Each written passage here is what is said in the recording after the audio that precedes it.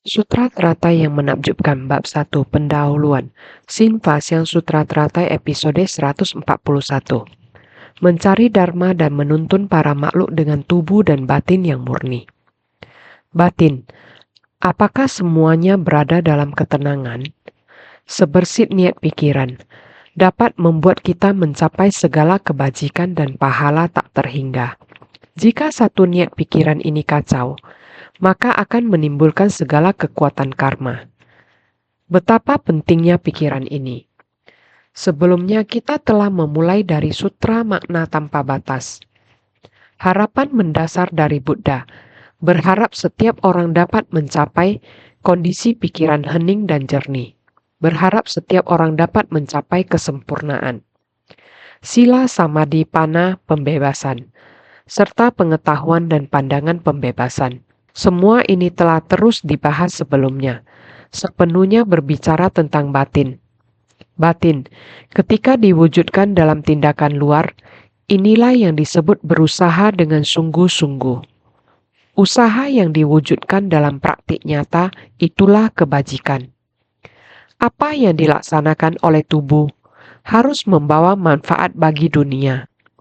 Kebajikan dan pahala yang tak terbayangkan seperti ini tidak mungkin dicapai oleh satu orang saja, tetapi harus diwujudkan banyak orang bersama-sama.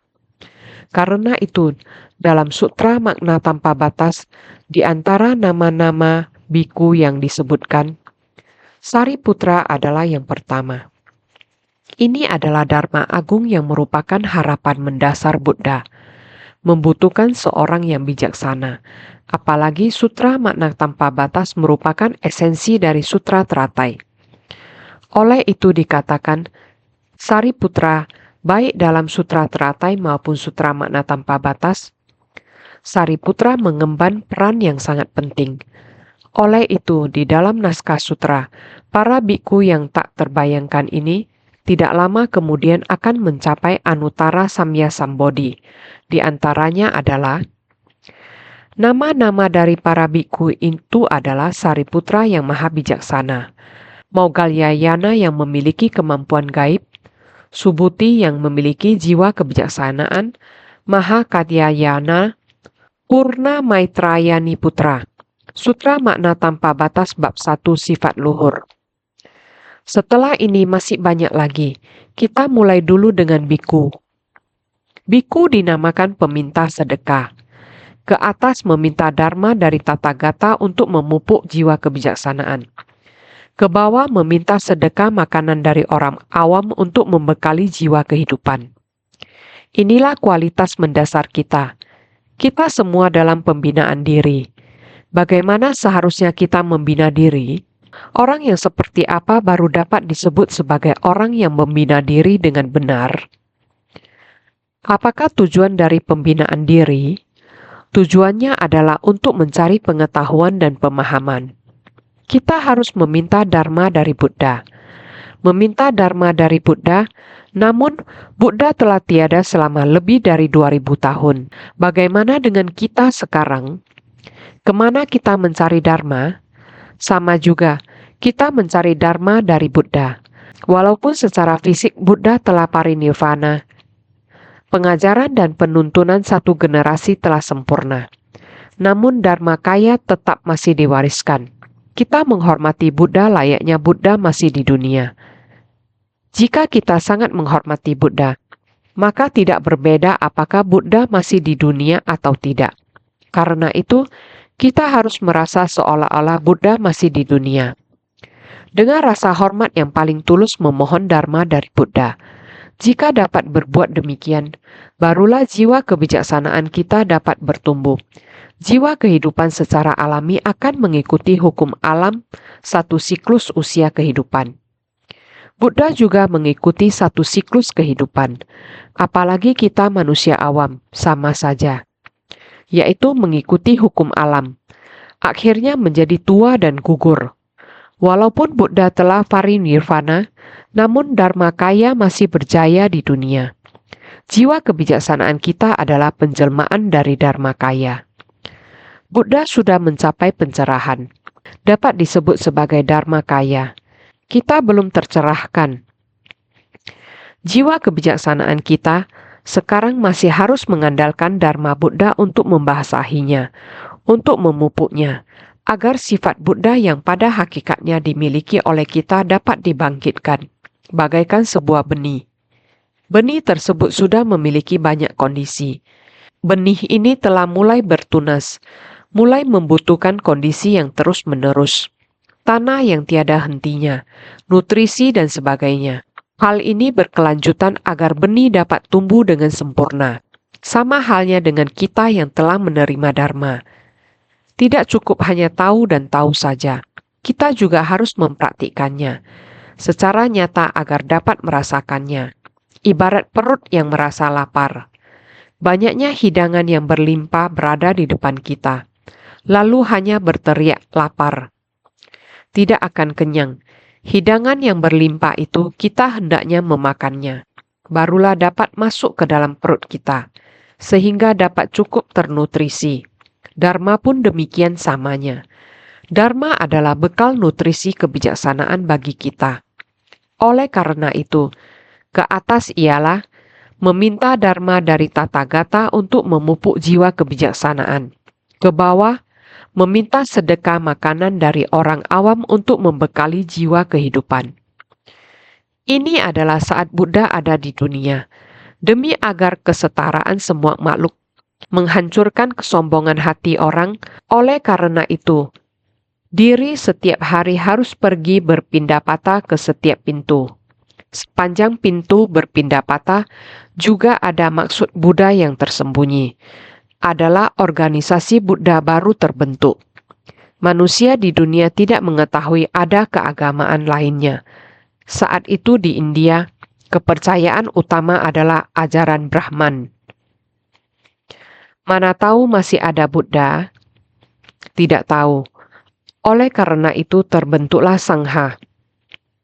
Buddha mau semua orang di sepanjang pintu setiap rumah berpindah patah. Memberitahukan kepada setiap orang agar setiap rumah melihat kalian adalah praktisi yang seperti apa, baru bisa memberitahukan kepada mereka. Sudah ada satu sosok Buddha muncul di dunia. Kami saat ini mengikuti sosok Buddha ini mulai melatih diri. Setiap hari berjalan di jalan. Setiap hari berada di tempat berkumpulnya orang berpindah patah sepanjang pintu. Sebenarnya ini seharusnya disebut menjalin jodoh baik. Seharusnya disebut menyebarkan Dharma. Ini adalah di zaman Buddha. Terdapat prinsip kebenaran demikian. Kita sekarang hidup di zaman ini. Kita tidak memerlukannya. Kita mesti fokus memperoleh Dharma untuk menutrisi dan membina jiwa kebijakan kita. Kita harus mengakumulasi berbagai macam sebab dan akibat demi memberi manfaat kepada semua makhluk. Untuk itu kita semestinya amat bersyukur, menghargai momen saat ini. Biku juga dinamakan penggentar setan mara, penghancur kejahatan atau pemurni kehidupan. Terdapat 3 jenis penjelasan. Semua orang sudah mengetahui akan penggentar setan mara. Saat seseorang akan meninggalkan keduniawian menjadi monastik, ia berkehendak melepaskan diri dari 3 alam rendah. Tidak akan dikontrol oleh setan mara lagi. Namun, praktisi yang melatih diri untuk lepas dari setan mara harus berusaha dengan sangat keras. Sebetulnya setan mara itu bukan berada di luar diri kita. Setan mara yang sesungguhnya berdiam dalam batin kita. Ketamakan, kebencian, dan ketidaktahuan. Semua ini adalah setan mara dalam diri kita. Maka, semua orang mesti sangat bersungguh hati, berupaya keras. Jangan biarkan setan mara dalam batin mengacaukan diri kita. Jangan sampai terjadi seperti itu. Jadi, kita mesti menggentarkan setan mara, agar setan mara ditundukkan oleh kebenaran dalam diri kita. Ini akan menggentarkan setan mara. Bukan kita takut akan mereka, tetapi mereka yang takut pada kita. Ini baru benar. Ini yang saya maksud dengan penggentar setan mara. Selanjutnya lagi, penghancur kejahatan. Karena merupakan praktisi, apakah mereka masih bisa menciptakan perbuatan jahat? Segala kejahatan di dalam batin kita telah dilenyapkan. Perilaku di luar. Tentu saja perbuatan jahat dan pikiran jahat yang bagaimana ketika ada di depan kita, semuanya lenyap dan terbebaskan lalu telah dihancurkan kejahatannya. Yang paling penting adalah pemurni kehidupan. Kita harus memurnikan kehidupan. Hidup di dalam kehidupan dan bersumbangsi untuk kerumunan orang banyak. Ini disebut pemurni kehidupan. Di dalam kerumunan tidak mengharapkan apapun dan tidak mengharapkan balasan. Ini disebut pemurni kehidupan. Sering mengatakan kepada semua orang bahwa bersumbangsi tanpa pamrih. Masih harus mengatakan kangen, bersyukur. Ini sangatlah bersih. Kehidupan kita seharusnya berada di dalam kerumunan yang maha bijaksana, Sariputra dan Maugalayana. Di antara para murid Buddha diketahui dan dikenal, semua orang mengenal mereka. Mereka memiliki jalinan jodoh yang sangat menarik ketika mereka bermonastik. Pada dasarnya Sariputra dan Maugalayana, keduanya merupakan sahabat baik. Juga merupakan mitra praktisi. Masing-masing ada memimpin para murid untuk melatih diri. Mereka menganut ajaran Brahmana. Salah satu dari cabang ajaran Brahmana, pada masa Sariputra membina diri, gurunya telah lanjut usia. Pada saat itu ajalnya telah tiba. Sariputra berada di samping gurunya. Menjelang ajalnya ketika menghembus nafas terakhirnya, gurunya berkata, "Menakjubkan, menakjubkan. Nafsu keinginan manusia kenapa tidak bisa dilepaskan, juga tidak bisa dilenyapkan?" Kemudian Sariputra menggenggam momen itu dan bertanya, "Guru, bahkan di saat-saat terakhir ini apakah masih ada konflik yang belum terselesaikan yang tidak dapat Anda atasi?" Lalu guru itu bercerita, baru-baru ini di sebuah negara kecil, raja sangat mencintai istrinya. Istrinya pun sangat mencintainya. Raja jatuh sakit parah. Kesedihan terbesarnya adalah untuk istrinya, yang telah bergantung padanya sepanjang hidupnya. Maka yang satu menderita sakit, sementara yang lain menanggung siksaan emosional yang luar biasa, hingga raja meninggal. Api membakarnya. Istrinya, di tengah kobaran api, melompat ke dalam api untuk bergabung dengannya dalam kematian. Setelah menceritakan kisah ini, guru menghela napas dan berkata, "Sungguh menyedihkan dan disayangkan bahwa kita tidak dapat melampaui rintangan asmara." Sariputra kemudian bertanya kembali, "Guru, kamu akhir-akhir ini tidak berpergian. Bagaimana kamu tahu hal ini?" Guru kemudian berkata, "Saya tidak perlu meninggalkan tempat ini untuk melihat." Kemudian ia berhenti bernapas. Setelah mendengar ini pada saat itu, Sariputra sangat kaget dan ia berpikir, ternyata guru saya memang memiliki kekuatan spiritual. Tetapi mengapa ia tidak diwariskan kepadaku? Ia mulai merasa sedih dan menyesal. Jadi ia berpikir, saya perlu mencari guru lain. Sehingga ia bekerja keras untuk mencari jalan tersebut. Suatu hari di tengah perjalanan, ia melihat seorang pembina diri yang penampilannya begitu agung. Melangkah dengan sangat tenang dan penuh kedamaian. Mengapa orang yang melihatnya bisa merasakan sukacita yang begitu besar? Seolah-olah sedang melihat seberkas cahaya fajar. Maka tanpa dapat menahan diri, ia dengan penuh hormat bertanya, "Pembinaan diri seperti apa yang sebenarnya Anda jalani? Sistem agama apa yang Anda praktikkan? Siapakah guru Anda?" Biku Asasi, yang melihat Sariputra bertanya dengan begitu tulus dan antusias, ia pun berkata, "Biku Asfajis menjawab, Segala fenomena Dharma muncul dari kondisi, juga lenyap karena kondisi. Guruku Sramana Agung sering mengajarkan seperti itu. Sariputra hanya dengan mendengar baik-baik yang dilafalkan tersebut, tiba-tiba merasa seolah-olah mendapat pencerahan yang menyegarkan. Seluruh tubuhnya terasa ringan, tenang dan dipenuhi sukacita. Meskipun Biku Asvajis belum lama mempelajari Dharma Buddha, gurunya pasti memiliki kebijaksanaan yang begitu tinggi, hingga mampu mengucapkan Dharma seperti itu. Bukankah ini adalah jawaban atas kebuntuan batin yang tidak bisa dipecahkan oleh gurunya sebelum meninggal? Biku Asvajis ini, kebijaksanaan yang dimiliki oleh gurunya ini hingga dapat mengucapkan kata-kata demikian. Orang seperti apakah beliau, guru ini? Hingga ia pun menjadi sangat gembira. Setelah menanyakan di mana Buddha berada saat itu, ia segera bergegas pergi mencari Maughalyayana. Karena mereka berdua memiliki ikatan janji, perjanjian mengatakan, apabila saya bisa memperoleh ajaran Dharma terbaik, saya pasti akan mengundang kamu. Jika kamu mendapatkannya, kamu harus mengatakannya kepada saya.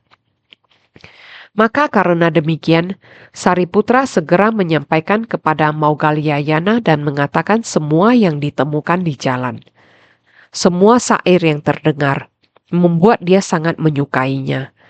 Maughalyayana hanya mendengarkan Sariputra menyampaikan, segala fenomena Dharma muncul dari kondisi, juga lenyap karena kondisi. Guruku Sramana Agung sering mengajarkan seperti itu. Hanya mendengarkan ini, rasanya setiap pori-pori bulunya semuanya berdiri. Dia sangat bersukacita. Kedua orang ini merasa ada dharma yang begitu baik. Ada sesosok yang maha sadar yang seperti ini. Ini adalah guru kita. Kita seharusnya segera membawa para murid-murid kita untuk berlindung kepada Yang Maha Sadar, Buddha Sakyamuni. Demikianlah kemudian berlindung. Kemudian dengan segera pergi ke vihara, ke sana untuk mengunjungi Buddha. Mengungkapkan kepada Buddha untuk berlindung kepada beliau. Sariputra dan Maughalyayana adalah dua orang yang diketahui dan dikenal oleh semua orang di antara para murid Buddha. Jalinan jodoh mereka menjadi monastik. Awalnya mereka adalah praktisi dari ajaran non-Buddhis. Ketika guru dari Sariputra wafat, dia pergi jauh mencari jalan kebenaran. Di tengah perjalanan dia melihat tata krama penuh ketenangan dari Biku Asvajis. Lalu dengan hormat bertanya tentang siapa gurunya. Sekarang kita ingin membahas Sutra Teratai. Namun ini hanya memberi contoh makna biku.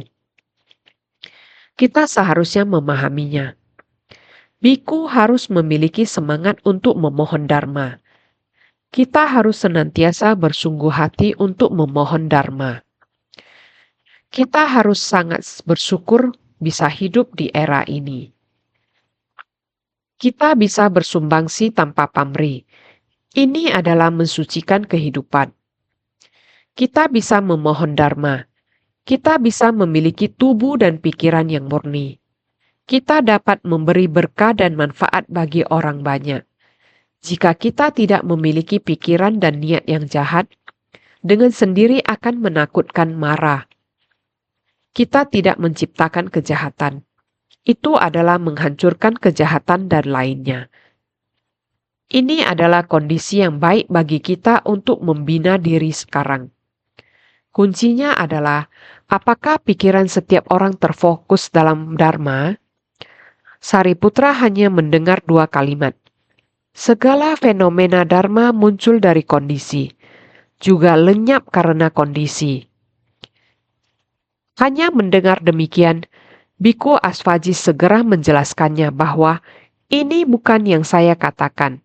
Ini yang sering disampaikan oleh guruku, Sramana Agung. Ketika mendengar guruku Sramana Agung, kedua orang bijak ini, satu dengan kebijaksanaan, satu lagi dengan kekuatan gaib, Kalian lihatlah betapa besar sukacita yang mereka rasakan. Jadi, pahala dari pelatihan diri sekedar mendengar seseorang menyampaikan dharma yang telah mereka dengar, atau bahkan hanya memperkenalkan orang tersebut, sudah mendatangkan kegembiraan bagi mereka.